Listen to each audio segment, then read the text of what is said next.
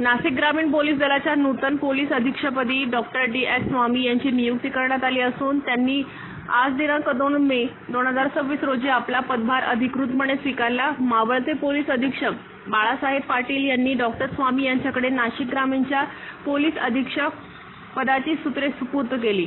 बाळासाहेब पाटील यांची बदली झाल्यानंतर त्यांच्या जागी डॉक्टर डी.एस. स्वामी यांची वर्णी लागली आहे।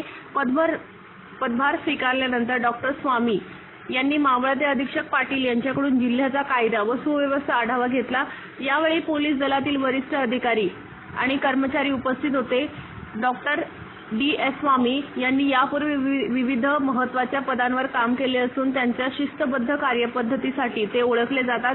नाशिक ग्रामीणमधील गुन्हेगारीवरील नियंत्रण मिळवणे आणि पोलीस प्रशासनात अधिक पारदर्शकता आणणे हे त्यांच्या समोरील मुख्य आव्हान असणार आहे।